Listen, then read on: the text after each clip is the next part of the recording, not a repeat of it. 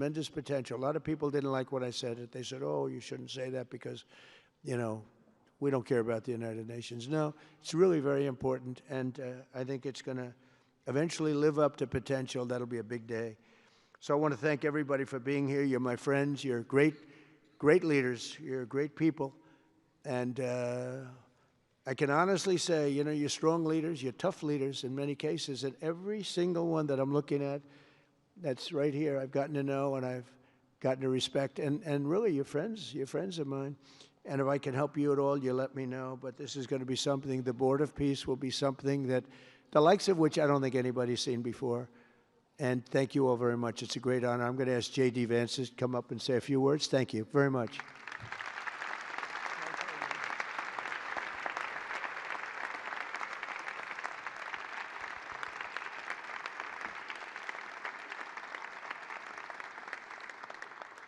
Well, thank you, Mr. President, very much for your leadership, but also for the kind words about me personally. I knew exactly what I wanted to say, but then after the President said that I was so smart and that I didn't want to repeat our Congresswoman who froze for 20 seconds over in Munich, now I'm tempted, sir, just to freeze for 20 seconds and just stare at the cameras, and maybe they'll say nice things about me like they do about Congresswoman Cortez. But I have three very brief messages. First of all, to the President of the United States, but to the entire team, to Marco, to Steve, to Jared in particular, who've done such an incredible job.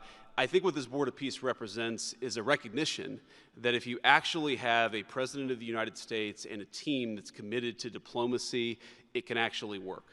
When I look at what happened to Israel on October the 7th, all those innocent people who were murdered, the fact that you had all of these hostages, and of course, a terrible war that came from it, I remember thinking to myself, how is it ever going to be possible to get these hostages home safely, to make it possible for the people of Gaza to actually have a reasonable future, but also to ensure that Israel is never attacked again? It turns out the answer was you just needed a president who was committed to the effort and committed to the work, and that's what we had, thankfully, under the leadership of this president. And you got to make peace, but then you have to make the peace stick. And that brings me to my second point. That's what the Board of Peace, I think, is fundamentally about, is making the peace stick. And it's an incredible thing that you guys have all done. So to all of the leaders gather here today who are investing in the future, who are investing in peace, we're grateful to you. We're grateful for your partnership. And in particular, I think to the President of Azerbaijan and the Prime Minister of Armenia, who I just saw last week, thank you all for making it possible and for showing what real leadership can accomplish. When you set aside weapons and killing and destruction and invest in your people and invest in prosperity, it can create great things. So thank you both for what you did. I think it showed great leadership. And finally, to the American people, I think it's important that the American people recognize why we're here today.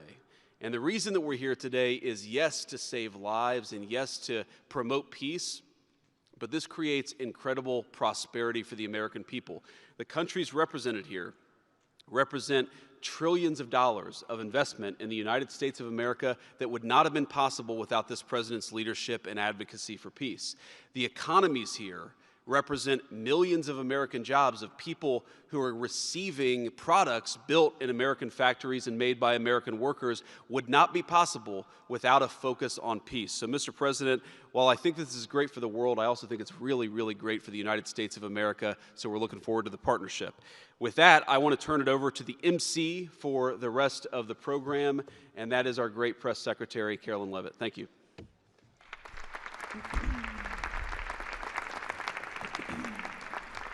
Well, congratulations, Mr. President and Mr. Vice President, for convening the first ever Board of Peace meeting, and we will now hear from our Secretary of State, Marco Rubio.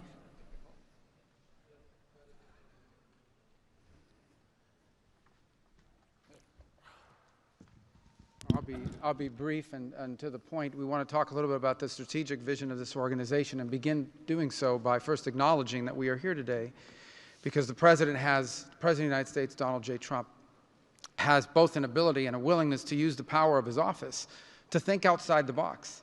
And that's why we're here today. This was a very unique crisis in Gaza, one that the existing international institutions could not solve or figure out. It needed a very specific type solution that required the partnership of all the nations that are here, including those that are here on an observer status. And we appreciate you coming today and being a part of this as well. And that's the point I want to drive home today. And soon you'll hear from Steve and Jared, who, by the way, deserve an incredible amount of credit for pulling this together and working countless hours and traveling all over the world. They truly deserve our appreciation and thanks for the work they've put in under the leadership of President Trump to make this possible. This Gaza situation was impossible to solve under orthodoxy, under existing structures. And so what we did is they went to the UN, and they got the UN's approval to put this group together and bring these nations together to come up with a very specific solutions to a very unique and specific problem. We have a long ways to go. There's a lot of work that remains. It will require the contribution of every nation state represented here today, and we thank you for being a part of it.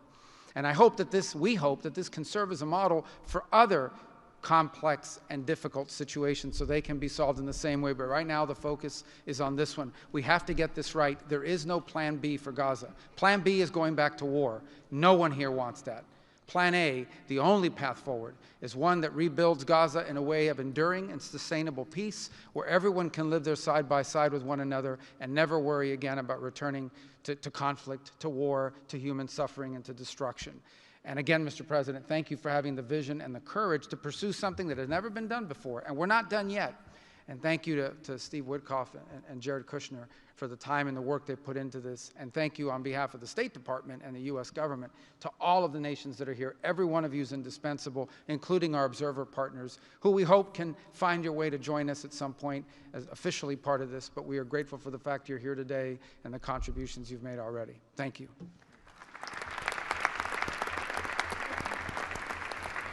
Thank you, Marco. We will now hear from our Special Envoy, Steve Witkoff.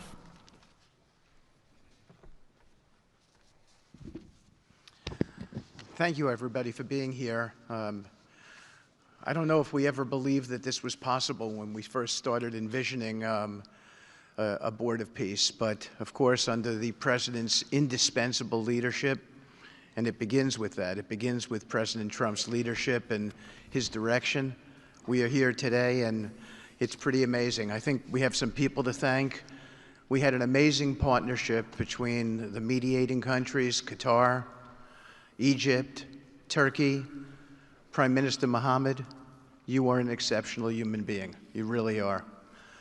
Ali, thank you for everything you did. That's you right over there, Ali. Wherever Hakan is, Hakan, you were amazing. And so was Ibrahim and President Erdogan, and of course, to the Egyptians, Badr, I know you're smiling because we went through so much, and General Hassan was amazing. We all became friends here, and Prime Minister Sisi, President Sisi, pardon me, and so many others. But our team, JD, your insight, your counsel, and Marco, you're an amazing secretary, and it's a privilege to work for you. And Jared, you are my dear friend and the best partner I ever had. You are an amazing person. But Mr. President, it is my greatest honor to work for you. It is the blessing in my life. I've had many blessings. I don't have to be a practicing lawyer anymore, but this is my greatest blessing. But I also have to mention one other person who is important to this discussion. Oh, the Israelis, I forgot. Prime Minister Netanyahu. Without him, much wouldn't have been accomplished as well. And that's really important that we acknowledge him here today, and Ron Dermer. But a person who doesn't care much about the acclaim, we have to acknowledge too, and that's you, Susie. Because I would come back and you would say to me on every trip, what can I do for you? This matters. And you are an inspiration for all of us. So I thank everybody, and let me get on to, am I going on to the next slide? Sure. Caroline? Sure. Okay.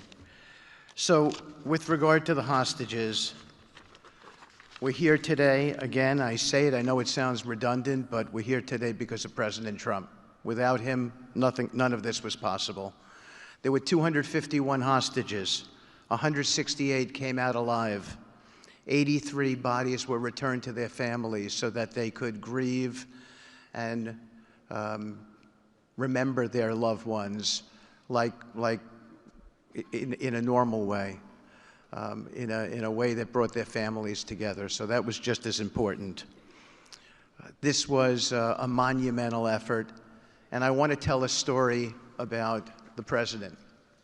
Every time a hostage family came to visit with us, they were not on the President's schedule.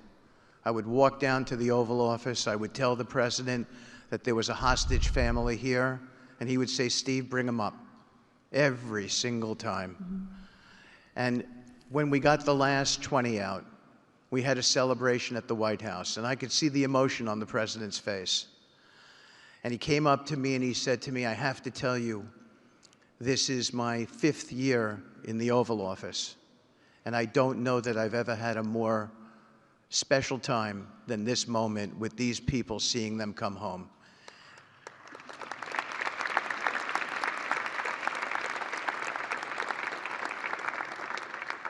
And I said to the President, "You have to look around because none of them would be home without you, sir. None of them." So I only want to tell you, Mr. President, you gave me my greatest honor to work on this effort, and I thank you.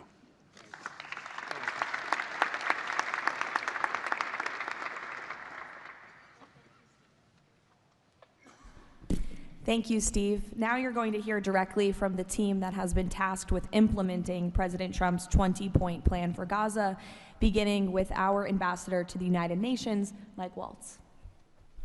Thank you, and thank you, Mr. President, Excellencies. First, let me wish everyone a happy and prayerful Ramadan. Thank you so much for joining all of us today. Mr. President, Excellencies, bottom line, humanitarian